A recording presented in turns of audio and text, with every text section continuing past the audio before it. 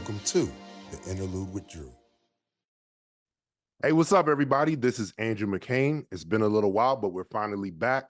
It's the Interlude with Drew, and I have a very special guest. Believe it or not, we've been trying to have this guest on here for years. He's actually one of the first people I told that I was going to have a podcast. I'll tell him before I have the guest. He gets to hear the interviews before everybody else, but I finally got my little bro, the Julian Tabares. Welcome to the podcast, finally. What's up, everybody? It literally has been years. I remember you sent me the concept for the intro. And you were like, oh, what do you think about this? I'm thinking about doing a podcast. Like, is this cool? And I was like, oh yeah, bro, run it.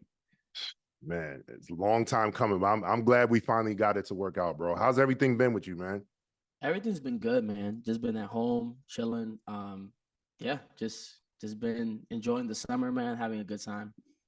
That's good, bro. So I'll get to, what you've been up to lately in a few, but I wanted to start at the beginning because a lot of people know Julian Tabares as what you are today. But, like we all say, like Ty says in the song, God has brought us from a mighty long way. So can you talk about the beginning, right? Talk about like where you were born and how you first came into music in the first place. Right. So I was born in the country of Colombia, South America. And when I was around 5 years old, my dad felt a call to preach and to start a church in the United States. So my family migrated to the United States of America. We came to Maryland. I remember it like it was yesterday, getting on a plane, flying to Atlanta, and then flying from Atlanta to DC. Like, I remember all of that vividly. And then just being out here. So he was always a music director. He went to university for music and study. So I can give him a sheet music of read, and he would just sight read it. Like, wow. If he's reading a text message or something. So he's very, very versed in like classical music and stuff like that. That's literally what he went to school for. So in Colombia, we had a music studio in our house. And I have like some of the first memories I have is running into the studio, like playing with the kick drum, playing with like microphones and stuff. Music was always a really big part of my life. In the organization that we were in Colombia, he was the national music director. So he was just about every week we were at a new conference, at a new recording, a new tour date or something. And I don't remember this, but my mom tells me that when I would go to sleep, being 1-2 years old, they would just put me to sleep inside of the piano case where they were touring at. And, like everybody in Colombia has memories of me sleeping inside of like the shell of the piano case and stuff like that. So from an early age, music has been a big part of my life. Actually, when I got dedicated in church, as a baby, the pastor said, this is God's little musician because of my dad and all that he had done. So from the beginning, music has been a big part of my life. Actually, this is a story that I haven't really told that many people, but when my mom was pregnant with me, my dad was still in school studying music and psychology. And something that he had learned in school is that you could train a baby to interact with music from the time that he's in the womb. So he was like, well, my wife is pregnant, I might as well try. So he would get overhead headphones and play Ron Canoli while I was in the womb, like over my mom's belly. Yeah. And he says that when he would do that, I would start to move a lot inside of, like, he could see me like moving, right? Wow. Yeah. And then much later on, when I was like 2 or 3 years old, that same song came on like while they were listening to music in the house. And he says that I just started going crazy and like running all over the house. So he was saying that I could recall the music that he had showed me before I was even born. So it's just really cool. We move out here, and to be honest, I didn't really want anything to do with music. And that's something I really respect from him being so versed in music and music being such a big part of his life. He never forced me to play anything. He never was like, hey, you got to practice today. Hey, you're going to be, he never, ever tried to put that on me. I went through all types of phases. I went through a phase where I wanted to be an NBA basketball player. Yep. I went through a phase where I wanted to be a professional skateboarder. And he was really supportive of all of that. So if anybody's listening and, they're musicians and they want their kids to follow in their steps, don't force it upon them, because I've seen many friends that I grew up with that their parents were also involved in music. They forced music upon them, and to this day, they want nothing to do with it because it was something that their parents made them do. I've heard of cases where their parents would even be like, hey, you can't eat until you practice Yep. your skills. Like you can't, and that might work for some people. I just know that for me, if it was pressed down on me, I probably never would have wanted to do music because I was like, oh, this is something they want me to do. I don't want to do it. Right, right. So around the time that I was 13, I started playing piano, and he kind of taught me the roots of just like basic major chords, minor chords, stuff like that. And I was blessed enough to live around the area of this musical group called the McCains, and they really took me under their wing. Actually, the first like gig, I guess, or outing that we ever had was Mhm. with the McCains, Gabriel and I. So that was around the same time I met Drew, and he really did take me under his wing. I'm pretty sure I was really annoying, but I mean, Nah, just it was good, bro. I wanna say, Drew, that I really appreciate you for those early years. I remember we used to go to your dad's church and just play the videos on the projector and try to learn. Mhm. So having Yeah. Drew in my life definitely pushed me. I remember actually the first time I ever went to a youth event in my life. Like as a youth, Drew was actually playing the keys, and I remember just going and being so blown away at like the things that he was doing. I mean, I was probably 12 years old, Yeah, I think so. and it was just so inspiring to me. And even though like looking back now, and it's just like a small church youth event, probably 150 people there, I remember just thinking of that, like, man, what he's doing is what I want to do. He was such a role model for me early on in life. So I appreciate you, Wow. big bro. Man, you already know, bro. Man, it's crazy to hear that story early on about your dad hearing about like, you know, exposing the baby to music even while Yeah. they're in the womb. It's interesting because Doobie Powell, when I interviewed him, he talked about what he calls the headphone treatment that their dad did for all three of them, and you see how that turned out. So that's really amazing. And Yeah. then even more so the fact that you recalled it, because I know when my kids or my twins were in the womb, that was around the time we were like overdubbing and producing Only Jesus. So I was playing it all the time, and it felt like once they came out, like they gravitated towards that song like right away. So that's really interesting. Yeah, it really is, because there's like even people that don't do music in our church when they're pregnant, and they have kids, since they've been in church so long and they hear my dad preaching, like when they hear his voice, they recognize it. Like you can tell Wow. like a newborn baby is just like gravitating to the voice that they've heard through the speakers Right, right, right. their whole trajectory. So it's interesting. I know that there's a guy named Rick Beato that he does a course on like if you want your baby to have perfect pitch, like the things that you have to. So it's like science has proven it that like you can Uh-huh. really educate children in music from an early age. It's pretty insane. Wow, yeah, that's amazing. And another thing that I find really fascinating as well is the fact that your dad has written songs that are in the hymn book in Yeah, Colombia, like yeah, yeah, yeah. plenty of songs. Yeah, it was, it's crazy. Like growing up here, I didn't really see the effects of what he had in the musician community in that country. But when my wife and I got married, we took a vacation to where I'm from, Yeah. um, San Andres. And I remember we went to a service, just a midweek service that we were there, and I saw a hymnal there, and not even intentionally, I just opened it up and I started flipping through pages. As I flipped through pages, I could just see like his name on just about. Wow. I think I even sent you pictures Yeah, yeah, of yeah. like just his name in the hymnal and stuff. And it's like that's not even like the church's hymnal. That's like the national hymnal. National. That's It's amazing. yeah, it's incredible. So he tells me that even now, like he stopped recording music probably in like the 90s, and he's still getting royalty checks from his Wow. like stuff that he does because so many people re-record his stuff, and Hmm. he's always getting royalty checks from that stuff. So it's phenomenal the impact that he had in that country and in the music space in Colombia. Yeah, yeah. Your dad is amazing. You would never know, by talking to him, that he's done all these great things. So that I love that. That's amazing. But so we're talking about like when we first met, I believe it was 2012, right? So just to share with those that 2011. are listening, That right? that youth event was 2011.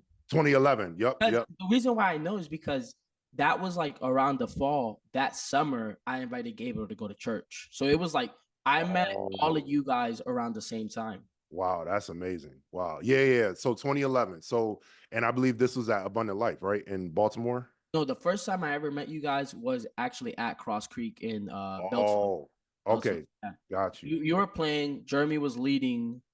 That's really all I remember. I Yeah. think it was on drums or something. I don't remember. Hmm. So one of the things, like a lot of people, you know, nowadays they talk about Julian Tabares. I'm like, oh yeah, I know Julian Tabares, like for a long time. What I usually tell them is, it's crazy. I had been playing for years up to that point. We were actually talking about this today, but like I have felt like I capped off because I wasn't listening to anything. And as far as like musicians that were way better than me, I played at my dad's church for years, but I was pretty much the only musician I would hear. So when I started getting cool with Julian, one of the first things that I noticed, like we went to this concert and Julian was like, "Oh, that's Paris Bowens, that's Paris Bowens, that's Paris Bowens." I was like, "Who's Paris Bowens?" And he just kept talking about how great he was, how he had played for Ty. I had heard all of Ty's music, but my way of listening to music was listening, I guess, more so from a songwriter standpoint, listening to the actual song and how good they're singing. I didn't pay as much attention to the actual music and the individual players like in the band. And once I started getting around Julian, like you said, we used to get up and practice together and everything like that. He started talking about these musicians, so I would be more intrigued to go actually listen. And I feel like that opened up a world, a totally different world for me, because then he started talking about Corey Henry, and then so I started feeling like, okay, I need to start knowing about musicians more. I've been playing all this time. I don't know all these people that Julian knows. And once I started to actually pay attention, that like reignited my whole hunger to start growing in music again, because I wasn't tired of it, but like he said, I was interested in other things. I wanted to play basketball. I was doing all this other stuff, but I wasn't like hungry to get better until I saw Julian. We started hanging out and he was like, "Oh, let's get this DVD. Let's go together and let's watch the DVD and learn tritones and all this stuff like that." So Which is funny, like it's so funny that you bring that up. We still do that to this day. We're like, oh yeah, politics during the night, we're like, yo, this DVD just came out. Like, let's go half and half. Like, it's exactly, so funny. Like, not exactly. much has changed from the Yeah, beginning. it's dope. I think a Yeah, part like of that. we Oh, go ahead. go ahead. No, I was gonna say, I would say since 2013, probably we've texted or been in communication like every week since Every then. week. Like Yeah. most times it's every day, but like every week for what's that, 11 years now. Yeah. So, and it's mainly talking about, you know, what do you think about this video, or how could we grow, or how do we get better? How do you, you know, develop your own style? So it's been dope, man, for real. What I was gonna say is I think also too that's just kind of like a representation of the times that we grew up. You know, like you're a couple years older than me, but for me growing up, like I was kind of like on that peak where YouTube was really becoming a thing. You know, and this was Exactly. before Instagram, like before social media posts and stuff like that. So I think me growing up, my outlets were YouTube videos versus you. It was probably more records. You know what I mean? Exactly. The time that you were in. So I remember like the first time I ever even heard of Ty Tribbett and GA was I stumbled upon the Still Have Joy video on Mm. YouTube. And I was like, yo, these people are crazy. Yep, And from yep. there, I just dove, you know, I just got in the rabbit hole of like who is playing piano, who is playing drums, who's playing bass. And I think like from that, I would just tell you like, hey, bro, like I saw this video, I saw this, I saw that. Like, and I would just send you everything that I would see. But I think the same thing could be said of like me and the younger generation with Instagram and stuff. Like they Yep. finally catch a musician on Instagram that I might not know of, and they're like, "Yo, check this guy out." So it's just interesting how every single generation has a new form of receiving music or receiving Oh knowledge yeah. like that. Yeah, yeah, it's very interesting. Like when I was younger, me and a guy named Kevin Daniel, who we both know, we were at the same church for a little while, and he was my only outlet to knowing anything music wise. Like I remember vividly, he told me about this song "Power Belongs to God" by Hezekiah Walker, and he was showing me the chords. I was like, "How did you learn that?" He's like, "I just listened to it and I figured it out." And Right. that kind of opened up my mind, like, you know, you can listen to a song and actually learn it by, you know, listening. Of course I knew how to play songs because I started off playing by ear, but he was showing me how like more complex songs, like you got to be able to look for the details and stuff like that. But like Julian said, all we had was literally the CD or the tape, and you just had to rewind it or replay it. Like, and then when YouTube came out, like I think it was '06, I only knew I can go in there and watch basketball highlights. I Right. wasn't I didn't know anything about looking for Agent musicians or anything Zero. like that. So it really took Julian like kind of opening that up, open up my mind to that. So let's talk about like how you translated that hunger to want to grow like over time? Because, you know, we've always been talking about, you know, how can we get better? You know, how do you get to play on this level? But me as like the big brother, I've watched, you know, the trajectory. I'm always fascinated when you see someone that's, you know, kind of making improvements, but then all of a sudden it becomes like a big leap in their improvement, or it's just like clicks. Would you say that happened for you? Honestly, I think when I really like started playing at a better level than what I was at is during COVID. Mm, Surprisingly, and it's actually really funny because there was really nothing else to do but practice, nothing. watch TV. Yep, Um, we was on Zooms and everything. Right, right. Yeah. So I think around that time, I just I remember like thinking during COVID, just being bored and like, man, these are the things that I'm not good at. Like, let me just Mhm, work on that for the next mhm. couple of weeks. I remember one of the big ones, which is so funny looking back at it, but was like the sharp five, sharp nine chords. I was like, man, Oh, I can only play that chord in A flat for shout, like the mhm, church five chord. And I was yeah. like, I really want to be at a place where I can be comfortable enough to play that in any key, basically shout in any key. And what I did during COVID was like, I took a key a week. And it's like, okay, today, this week, I'm only going to practice shouting in the key of B. And like all my turnarounds and my passing. And I noticed that when I started focusing on the things that I was really weak at, that's when overall I became a stronger player than what I was before.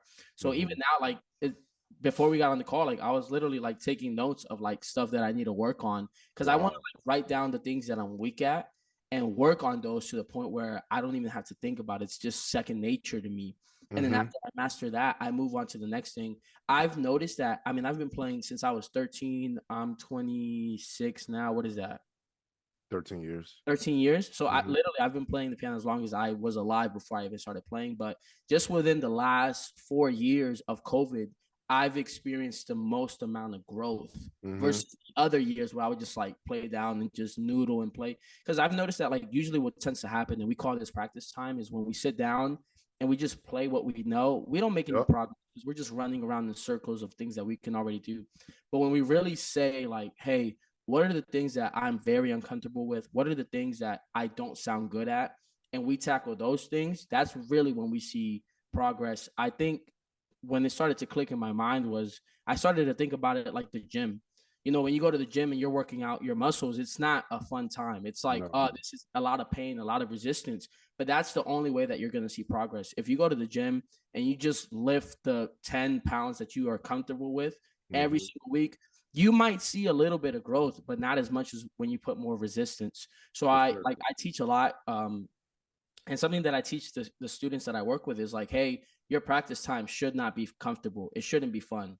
Mhm. Like those should be the times where you're challenging yourself the most, like where you're sweating the most, where you're like, oh, I don't want to practice. I don't feel comfortable right now. That's really when you're going to see progress as a musician. So I've been trying to build that discipline of just every time I practice, I'm going to work on some things that are uncomfortable, as opposed to like, hey, I just want to play. There's a Yep. difference. And I There think is. as musicians, we need to distinguish when that difference of like, hey, I just want to play, I just want to have fun playing, or hey, I'm actually gonna discipline myself and train and really work on the things that I need to work on.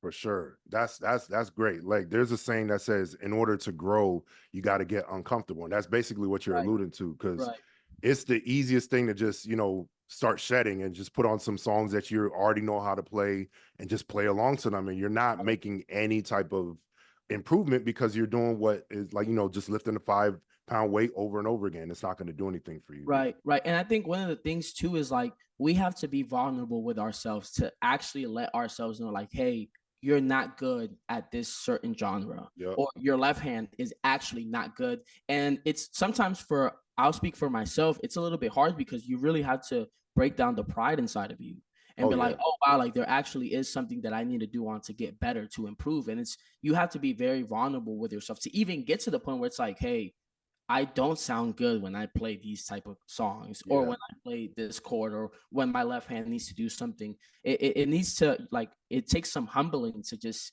sit yourself down and be like, I don't sound good, Hmm. but I will sound good as For long as I sure. put in the work. Yep, yep. And we are in a time now where it's a lot easier than before to be open and honest with yourself because now pretty much every church has a live stream. So you Right. can always go back, listen to yourself, And if you're honest, you're gonna find something there that Right. you're like, oh yeah, I need to get better at that. And then we have phones where we can record ourselves, listen to the Right. playback, Logic, Ableton, whatever you. So we have a lot of opportunities now for growth. So with what? Go ahead.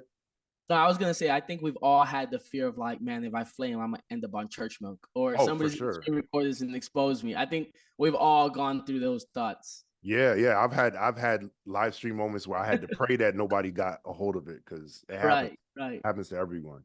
But yeah, so you said 2020. I remember I remember a leap probably around 2015 or 16. I remember you had started going to different people to get lessons.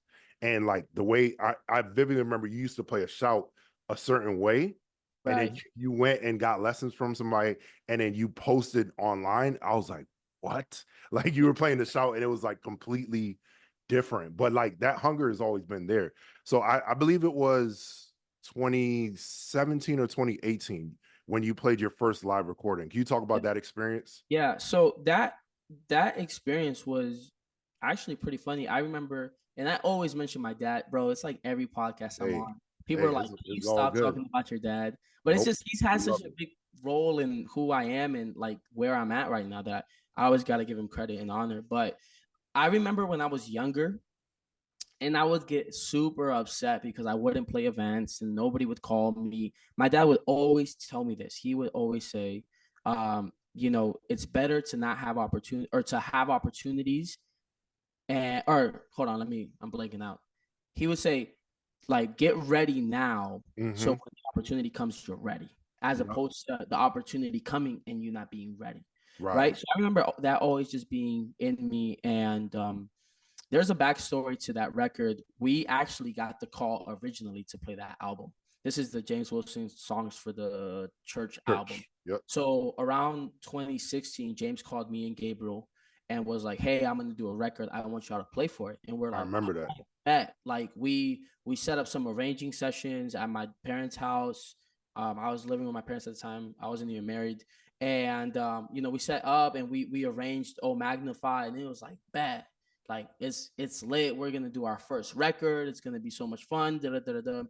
And then he ghosted us. He ghosted us. Like we never heard anything. He sang for this really big conference called NAYC and met a lot of people there. And I guess he decided to go in the route of using those musicians instead of using us, which we were local musicians, which honestly, like, we weren't even mad about.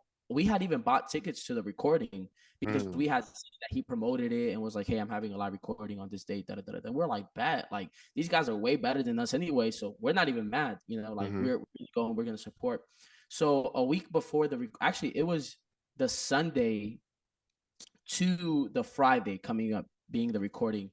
I Yep. get a call from the artist, and he's like, "Bro, um, I really need you to like rescue me right now." Wow. Like, what happened? He's like, for certain situations, the player that was gonna play this recording backed out, and Mm-hmm. the recordings in 6 days, 5 days. I need you to be here tomorrow for the first rehearsal. And I Wow. was like, I was like, okay, send me the music. And he sent me, I think it was like 12 songs. I don't really remember. And I had to learn all those 12 songs in that day, because the next day was rehearsals. And I mean, I wanted to be ready for the rehearsals. Yep. So I remember I like stayed up super late that night, learned everything, and then went to the recording.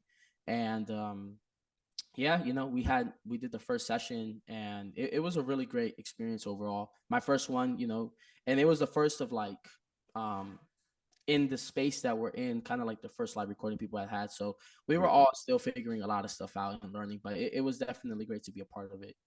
Yeah, yeah. I mean, I'm not sure if you've shared that, publicly before, but I vividly remember that sequence. He was like, bro, James just called me to do the recording on Friday. And then like everything moved so fast. But you did a great job. And that was, a start of a lot of things, like you said, like everybody, you obviously they had video, so everybody's seeing the hype kid on the Right, keys killing. And right. then yeah, that's amazing how that came together. But like your dad said, it's almost like, if you stay ready, you don't have to get ready. Exactly, exactly. And I think there's a lot of kids that like come up to me and ask me like, "Oh, how can I tour? How can I do records?"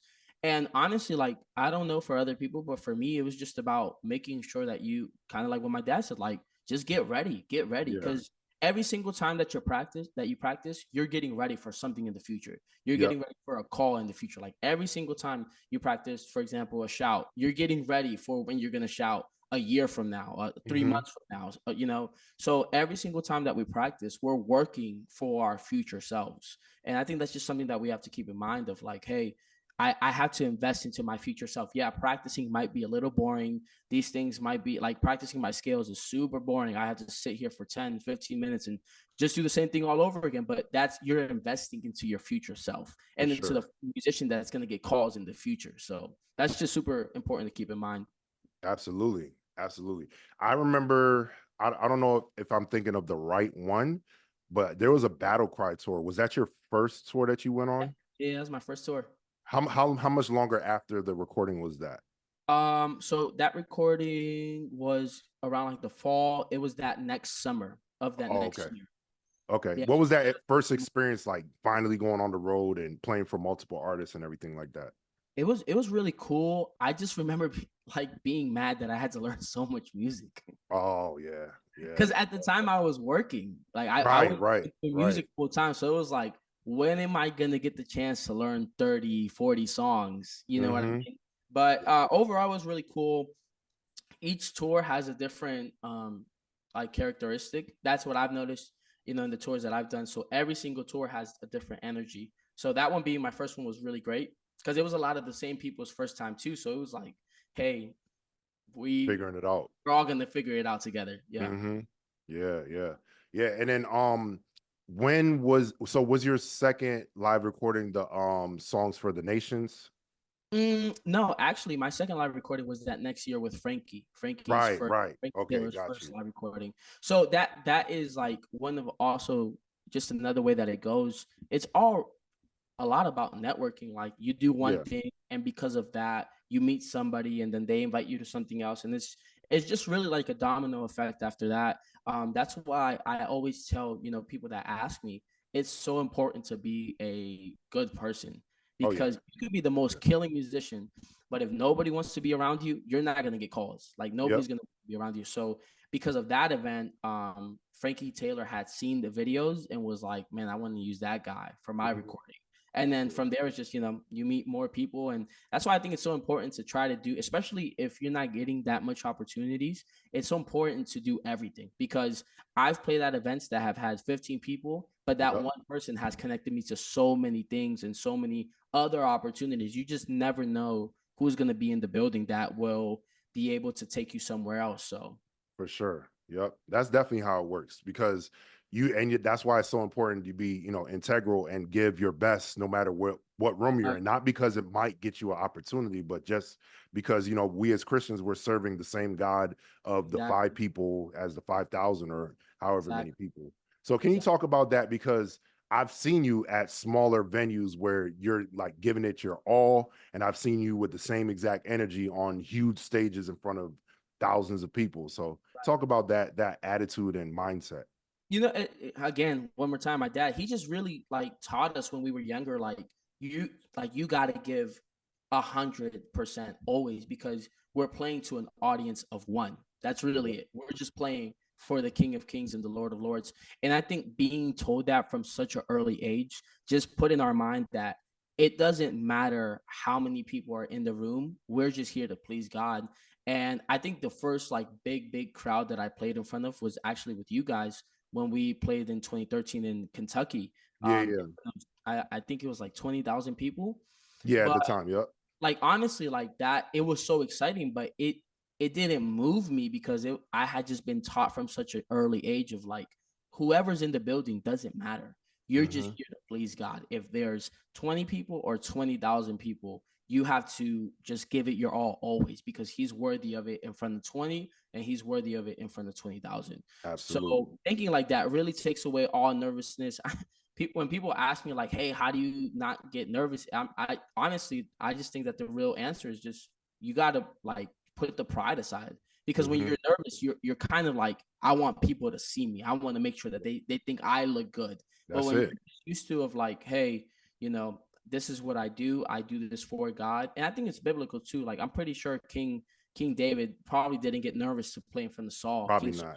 because he had been doing that so much behind closed doors, and he was so comfortable with worshiping God behind closed doors that when he got the stage, when he got the people there and people were watching what he was doing, he was like, I'm so comfortable with this that I don't really feel any other type of way because I've been doing this for so long. So I think if we just understand that we're here to play for an audience of one, regardless of how many people are in the building, I think that and God receives that offering too. Oh yeah. Because he says, man, it also goes to like the biblical principle of if you're faithful with the little, God will give you with much. There's musicians that are like, this small little church, I ain't gonna play that good, or I'm not gonna bring my good equipment, or I'm just like whatever because it's not a big church. How is God gonna trust you with the big venues and the big things if you can't even be faithful with the little? Right. That's so true. That's so true because we see it all the time where people will just, like, I'll just do whatever to get by. It's a small crowd. It doesn't matter anyway. It's not that serious. I even saw a post yesterday where like a OG musician was trying to tell people, oh, why are you running Ableton on Sundays? It's not even that serious. It's just Sunday. I'm like, that's the most ludicrous thing you could say. Like, what? At my home church, we go even more ham than we do when we travel out. Like Yeah. it's at a higher level there. Right. Like it's God you're serving. If it's really God that you're serving, and you give him the best wherever he gives you opportunity to be able to Right. play. Right. I Yeah. think one of So the most important things too, real quick, is like one of like the stories that scares me so much in the Bible is the story of Cain and Abel. The fact that they both offered something, but God only accepted one of those offerings. My Yep. prayer, literally, bro, before every single service is, God, please accept my offering. Like Yep. I don't want you to look at what I have to give and be like, what's this? And Right. this is gonna be crazy. Like this statement is gonna be crazy, but there's a lot of killing musicians right now that are phenomenal, but God's not receiving their offering. Absolutely. Where it's coming from, Yep. because what's in the heart. So I'm gonna just leave it at that. But it's so important for God to receive what we're giving him. Oh yeah. Because if not, we're just wasting our time, honestly. I'd Right. rather play 2K or something. Yeah. It's so interesting how it's worded too. It's like God had respect unto Abel's sacrifice, but not Cain's.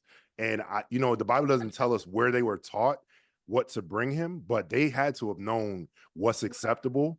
And Cain was like, well, this is convenient, so let me give it to Right. him. He Right. should accept it. It's And whatever. Abel knew what it was. It's whatever. Yeah. A lot of people take that mentality, even in the worship space. I know of a lot of like people that are in their local church and they have that mentality, like, well, like whatever. Like let's just put it together. Like just grab some click track and like, oh, whatever. We didn't practice, but like whatever. And I just think that that's such a bad mentality because the way that because sometimes my wife will be like, hey, like you don't have to be so hard on our team. And I'm like, yes, I do. Because the people that work for Beyonce and Jay-Z and Charlie Puth, they're not just like, oh, whatever, like let's just know. They're like operating at a level of excellence because they're like, hey, I work for somebody that is of a high level, of a high caliber, and has so much fame and recognition. Why should we have a lesser mentality when we are working for the King of Kings, when That's we're so working true. for the God that created the whole universe? I hate that whole like, oh well, like nah, like it's just whatever. No, like let's be intentional. Let's operate at a spirit with a spirit of excellence. It doesn't matter how big your church is. Oh yeah, so true, so true. And if I feel like if we all adopted that mentality, things would be so much better. And many more sacrifices on Sunday mornings would be received than what are right now. Right. Yeah, it's really a hard thing. So, talking about your home church, not only do you play music, but you're a preacher as well. You're a minister. Can you talk about that side of things and how you felt that calling to become a preacher of the gospel?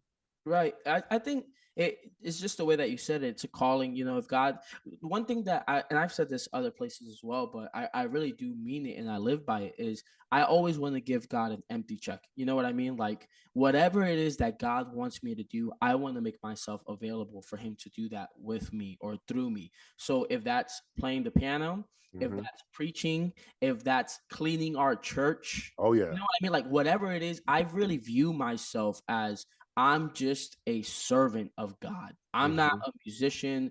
I'm not a music director. I'm not this. I'm not that. I'm not a preacher. I just do whatever God requires of me. I never want to tell him no, because the way that I view it, Drew, is kind of like a conviction. Like, here's this almighty powerful being that is responsible for me living. Yeah. Yeah. You know what I mean? Like, Yeah. if God wanted to, he could be like, bet Julian's not gonna breathe anymore, and I'm It's done. over. It's You know over. what I mean? Like, or he's gonna get into a car accident that's gonna paralyze his hands, and I'm done.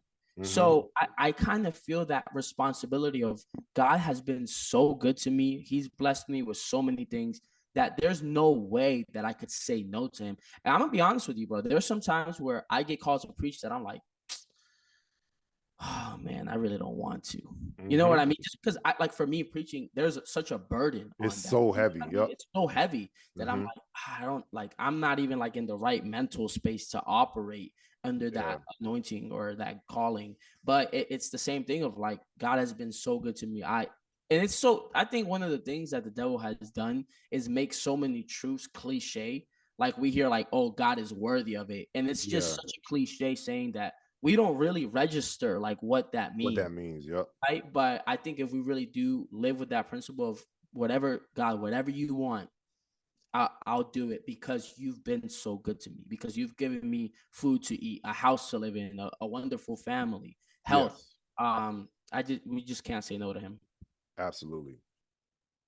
So one of the ways that a lot of younger musicians, especially in our movement, the Apostolic Movement, UPCI, have connected with you was through social media, like we talked about earlier, but also through the vlogs that you used to do. Can you talk about that time where, you know, you were touring all these different places and you would just vlog? Because I know I used to watch those with my kids, so that was a time. Yeah, the way that the vlog came around was I was watching some vlogs, and they would always be like really inappropriate. Like they would be cussing or Yeah. doing drugs or doing bad stuff. And I remember I had the thought of like, man, how killing would it be to have like a vlog of a musician that was Christian, that like didn't do bad stuff like cuss and stuff like Yep. that. And you could just see the life that he lives, like the traveling, the behind the scenes that a lot of people don't see. Because around that time we started touring a lot more. Oh, And I yeah. saw that people were paying a lot of money to, not a lot of money, but extra money to like meet the musicians and stuff. So I kind of saw that there was like a supply of, oh wow, people actually care about us. Like, we're Oh, not yeah. just playing. So that's kind of like what started the vlog. And bro, it grew to a point where it was crazy. Like, even still now, I haven't vlogged in over a year, but I'll go places and people will say something to me, like random people I've never met, and I'm like, "What does that mean?" And they're like, "That's what you said in this vlog." And I'm just like, Yeah. "What?" So Yeah. it's crazy, like how many people connected with it. And I Drew, I lied to you. Now I stopped uploading over a year ago. Last May was the last time I uploaded. Every single week for a year, I've still been getting comments of like, "Hey, like, we need you to post again." Like, Yep. it's Yep. crazy to see like how many people really enjoy the vlogs. I think one of the craziest things that happened to me recently was last month. I went on vacation with my family, and my mom wanted to go to a store. We're in another state, like not even anywhere close to where we live. And this girl comes up to us in the store. It was a Tory Burch store. She comes up to us and she's like, "Hey, are you Julian Tabares, like the Wow. musician?" And we were just like, "Yeah." She's like, "Bro, like my whole family watches your vlogs." She was like, "Especially my younger sister." And we were Wow. like, "Oh, that's super cool." So like before we left, she was like, "Hey, is it okay if I take a picture with you?" And I was like, "Okay, sure." Mind you, in my mind, I'm like, her younger sister's probably like 10, 12, 13.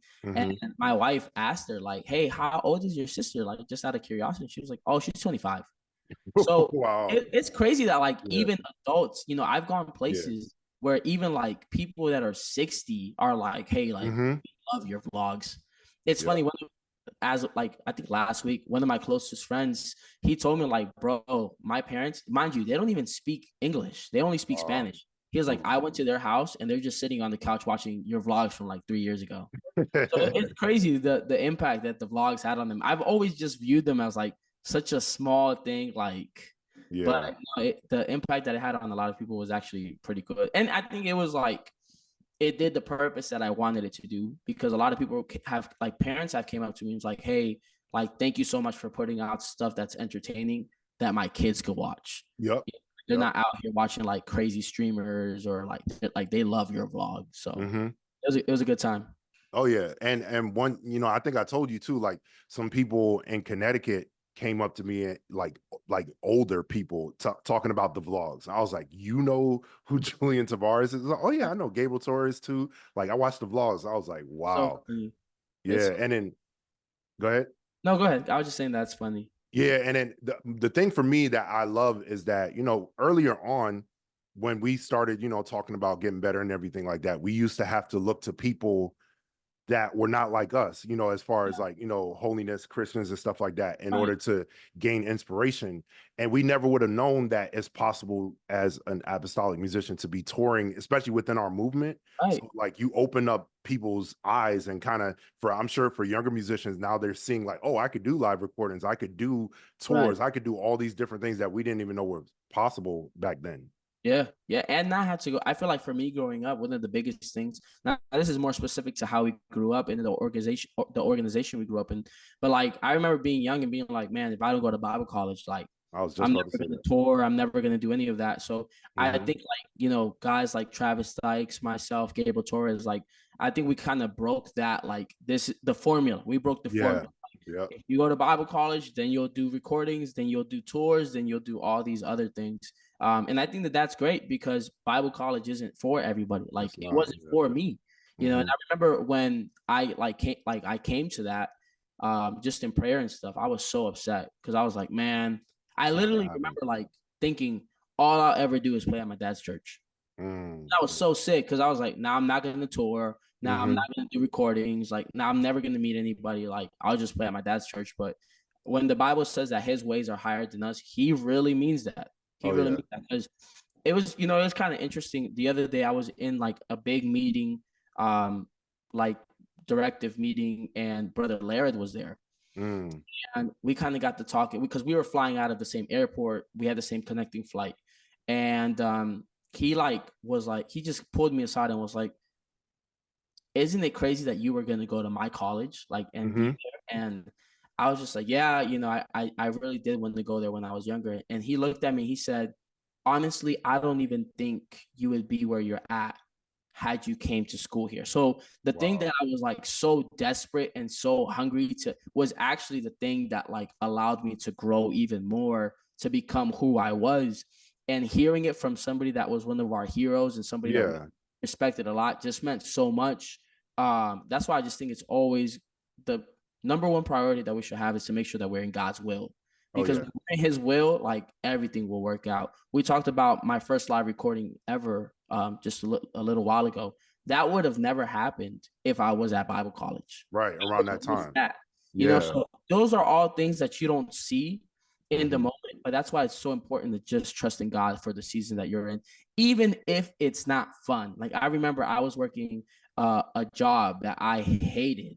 And I Yeah. was like, man, Yeah. like, I could be in Bible college right now, like, living the life, Mm-hmm. touring, doing records, like, doing all this cool stuff. But I'm over here, like, working a terrible job. But now looking back at it years later, I'm like, God was literally working to set me up to do everything that I'm doing now. I just didn't see it. So Yep. Yep. Yeah. I remember those times when you had that job, and yeah, I'm sure you at the time you were thinking like, man, this is not gonna happen it at was this the point. worst time ever. Like, I literally hated everything. Yeah, wow, man. But God puts us in those types of seasons to develop us and prepare us, like you said, for the next, because he knows what's next. We have no idea, but it's Right, really about trusting that process and allowing God to do what he wants to do. right, right. Yeah. So talking about, the vlogs and social media, like I know probably the number one thing that you get asked when you go out now is like, what happened? Like, why are you off of social media? Why do we not see you? Because I remember, um, even from way back, bro, like back into like 2013 when Instagram started to get a little more popular, it used to seem Right. like, yo, anytime Julian posts, he just gets all these likes. Like he's over 100 likes every time, no I matter what remember he 100 posts. likes was a lot back It was then. a lot, bro. And I used to be looking like, bro, he just took a picture of his shoe and he has 100 likes, like nothing. And you know, but that was a lot for the time. But you know, eventually once reels started happening, all of a sudden, like your Instagram just exploded and you were Yeah. posting every day, and like people from all over the world, all the top musicians were in the comments. It was crazy. Talk about that time and what caused you to step away from it. Yeah. It was really crazy. Like with my Instagram, Drew, it got to the point where I was waking up to 1,000 followers every single day. Like Wow. I would go to sleep, and while I would sleep, I would like get 1,000 followers.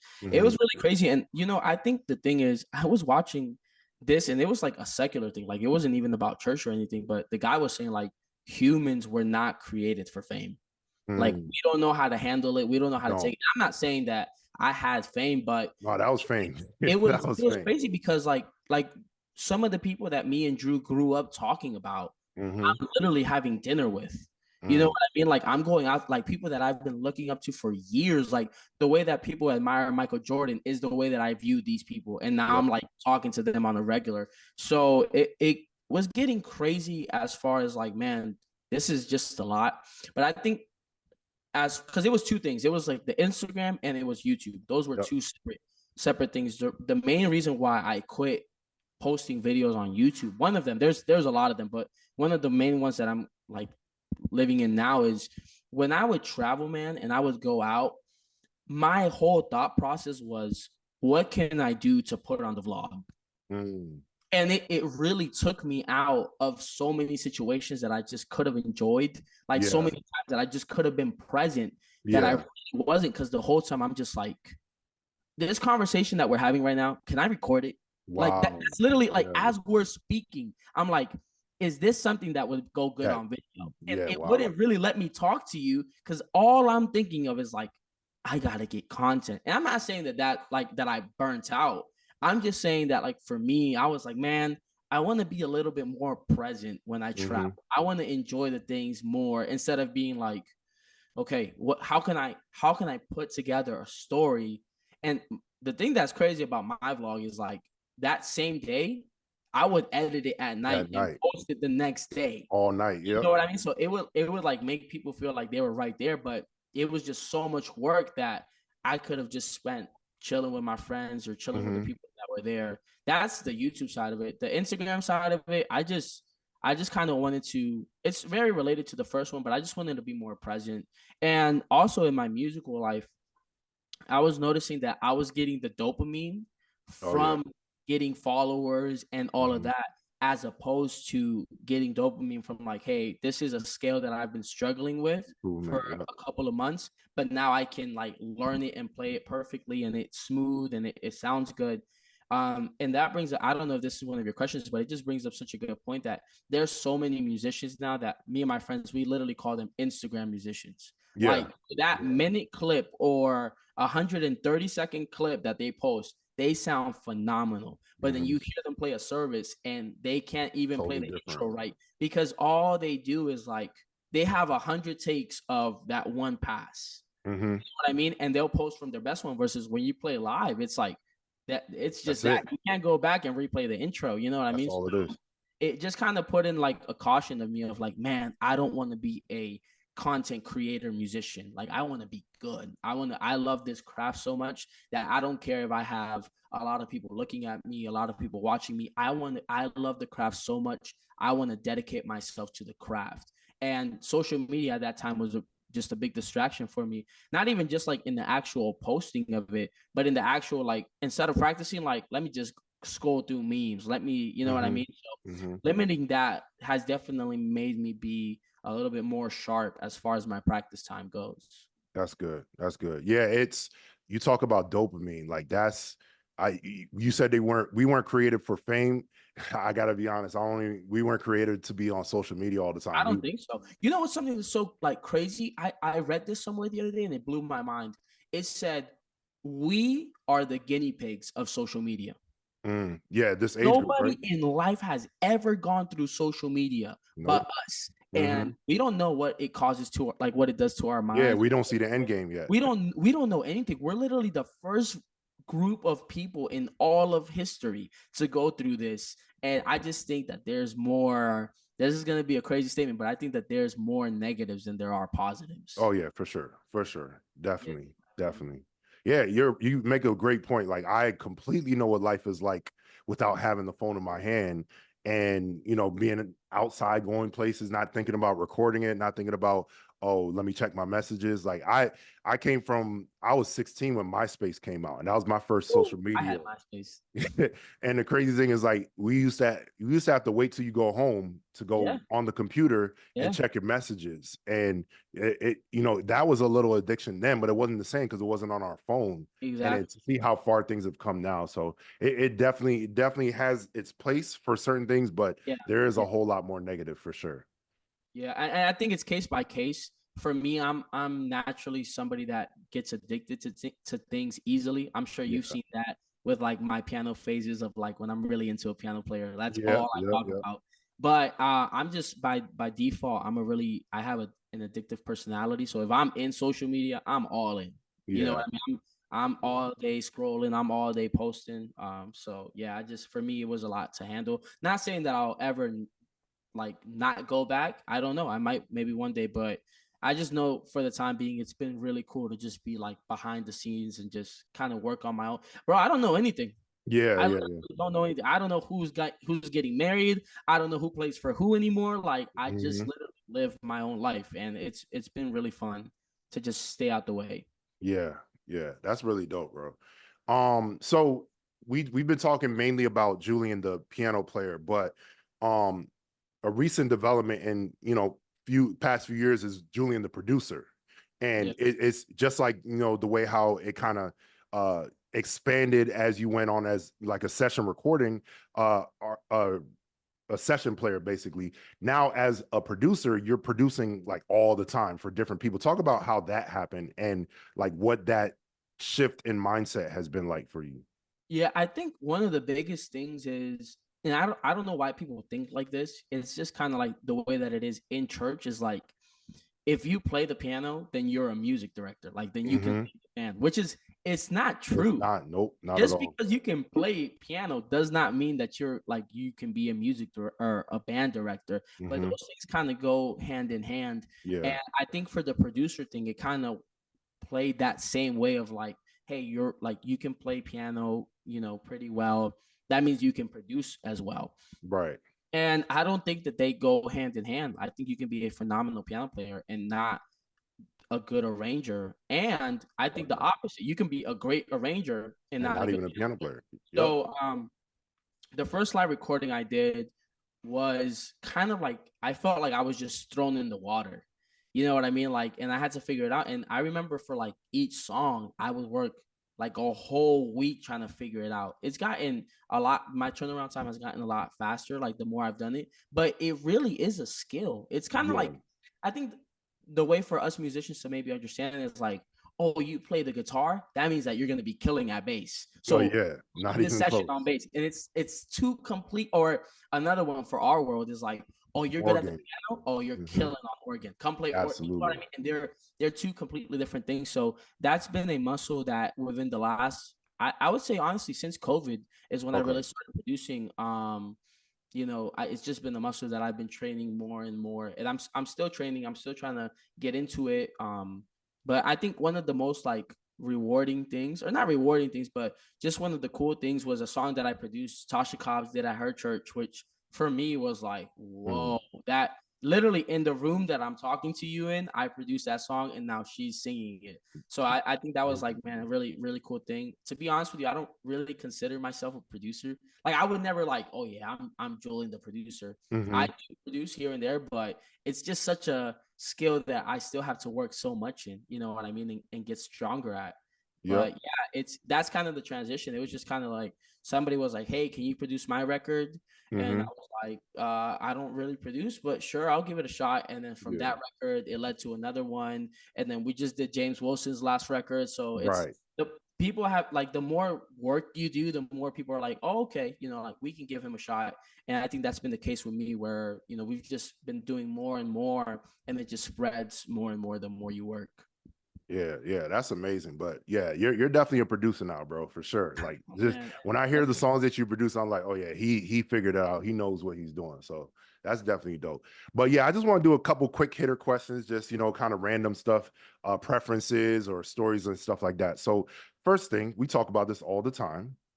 What is your favorite keyboard to use and why? Okay, I'm gonna give you the answer, but then I'll give you the explanation. So for me, the keyboard, like if I had to pick a keyboard to play at an event, it would be any Nord piano.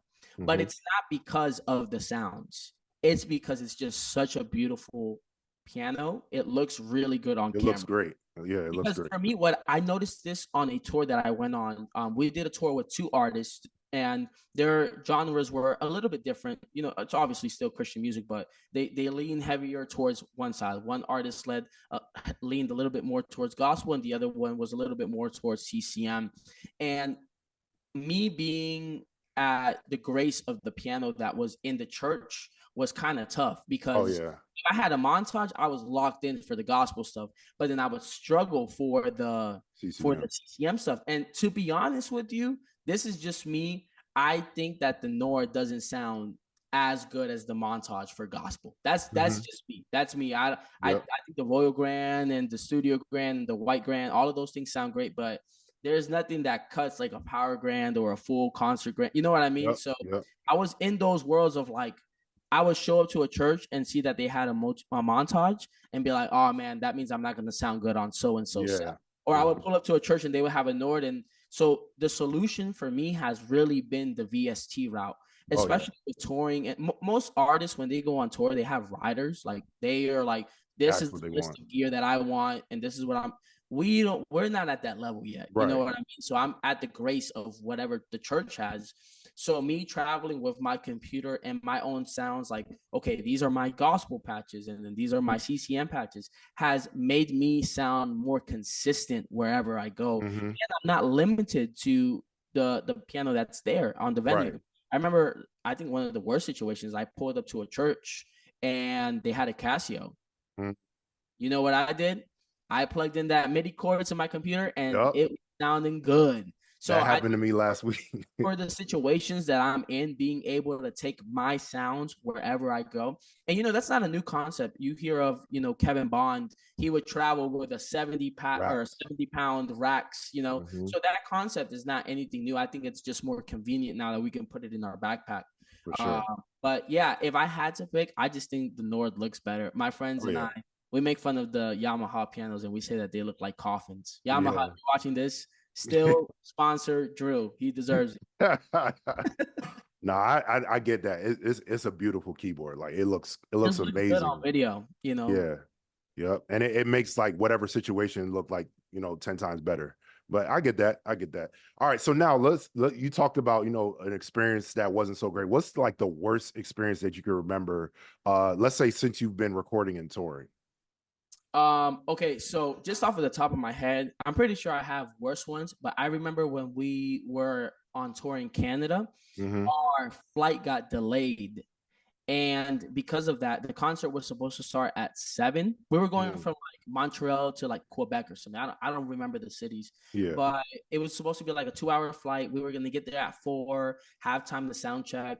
Basically, our flight got canceled and we needed to push the live recording back. Now, mind you, like People are coming. we're still in the first city and people are already at the recording. Wow. So, or not at the recording, at the venue, like loaded, ready to go, like just waiting for us to get there. So we get there at like 8. Like it was supposed to start at 7. We get there at 8 and none of our stuff is plugged in. Like my tracks rig isn't set up, my keys isn't set up, like Travis's bass isn't set up. Aaron hasn't put his cymbals on. We haven't even like tested the in-ears yet. Wow. So, like we get there and like we walk in and people start screaming and like, oh, we're so happy that it's finally gonna start. We've been waiting for 2 hours, right?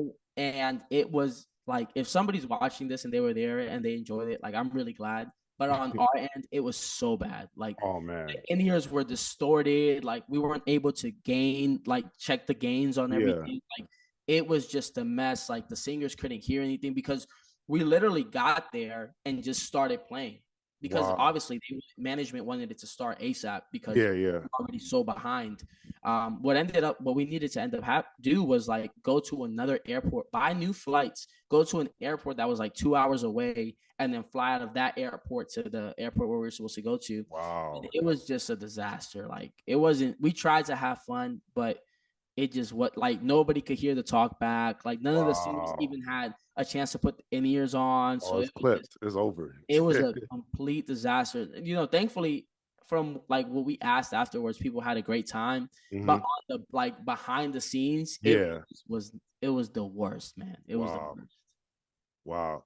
So, you've been to a lot of different states and cities. I'm sure there was some that you were looking forward to, and they probably didn't live up to your expectations. And then there's some that you were probably like, it's whatever. And then it outweighed your expectations. So could you give me two examples? So one, a place that you couldn't wait to go to, and you're like, this is it. And then a place that you didn't think it would be that great, but it turned out to be nice. Oof, that's tough. Um, there's a city in Texas. I won't say the city to not like, Hmm. but I was going there like, man, this is gonna be really cool. And then Hmm. I got there and the situation was just not like the in-ears situation was bad. Like Hmm. the equipment like had broken keys on it. Oh, So wow. that one was, and then not only that, but I was supposed to go with other musicians that like I know, and last minute they couldn't make it. So then they just like grabbed anybody that could fill in, and they weren't really Wow. like I think the bass player, and this might give it away if somebody's watching and they know, but the bass player ended up being the district superintendent who is like 60 years old. Oh, And like wow. imagine trying to like bump at a youth conference with like Somebody that doesn't do it that. doesn't bump. Like they're literally just playing the one the whole time. So Wow. yeah, that situation was pretty bad. And then one that I didn't expect to be as good, and it actually was. I wouldn't say that I necessarily expected it to be as like bad, but I just didn't expect that it was going to be that good. Was Brooke Ashley's live recording? Oh, okay, So okay. I was excited about going because everybody there was my friend. Like her husband, who's the producer for the album, is one of my closest friends. So I was like amped to go, but it was just such a great experience. The style of music that she did was really refreshing. It was really different. She did like some pop stuff that we Hmm. had never done before. So that one was like, and also they took it like they live in LA, so they know all the food spots. So they like every single night Oh, we went to like a crazy food spot. And it was just a really, really good time. that's great. That's great.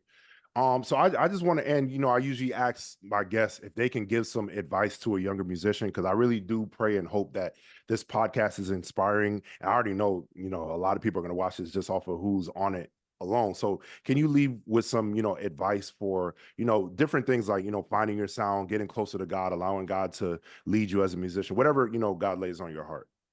I think one of the most important things is understanding, the Bible says that God knows the desires of our hearts. And the way that that's translated in my life is like he knows what like the musician that you want to be. He knows what you want to play. Like he knows your dreams and your aspirations, but we do have to seek him. And having a relationship with him, I know to like some church musicians that doesn't really mean anything, and to some of them it's even corny. Like, oh, you pray, oh, you read your Bible, like that's whack. But no, it Mhm. like really tap into having a relationship with God because He'll be able to take you places that you would never imagine. Like I'm sure, Drew, when we met, if you were to tell me like, hey, you're gonna produce a live recording in London, I Mm. probably would have been like, nah, no Yeah, way. right. You know what I mean? Imagine But that. God has opened up things for me that I had never even dreamed of. Hmm.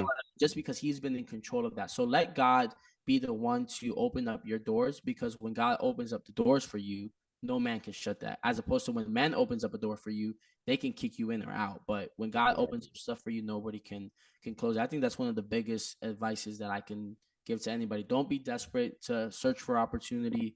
Just keep your head down and work, and everything will come your way. Trust me, I am not like I shouldn't be where I am right now. Mhm. God has opened up so many doors that I could have never opened. As hard as I could have tried to connect or anything, I remember even being super young, like my dream was to play with the McCains, and you can ask Drew as my witness. I never Yeah. one time was like, yo, Drew, put me on, like, let me play. I Yep, just yep. always understood that God is the one that's going to open up the doors. You just do your part and let Mhm. God take care of that. I think that's one of the best things that I've lived in my life. Absolutely. That's incredible advice. I pray anyone listen to this actually takes heed and just look at Julian's life. You could see, based on what we're talking about, you may not know him personally, but God has definitely, elevated him in his time. Like I can attest, there was a time where he felt like it wouldn't happen. And, he Right. felt like, I probably capped out. This is about the biggest it'll go, but look what Right. the Lord has done. So God has a time and a place for everyone. We just have to learn how to wait on him and do his will. Right. Yep. Right. Well, I'm so glad that we finally got to do this. When I tell you, like, over these years we've been talking about it, it just never materializes, but we finally got to do it. This is my little bro, like, for real. He played at my wedding, I played at his wedding. Like, we go Right. way back, still in constant communication. I just want to tell you, bro, you're an inspiration. I love you, man. I'm so proud of all the great things God has done and looking forward to seeing even more in the future. Let's get it. Yes, sir. This has been another episode of the Interlude with Drew. Thank you to all of you that have been paying, tuning into these podcasts. And I pray that it's a blessing to you. Remember, only what you do for Christ will last. Take it one day at a time and keep it pushing. Until next time, God bless y'all. It's the Interlude with Drew.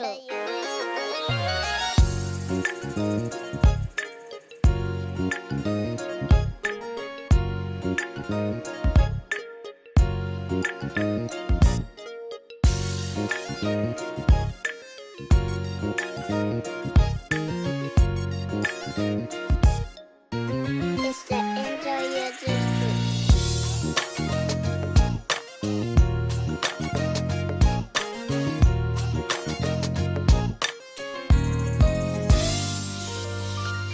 Welcome to the Interlude with Drew.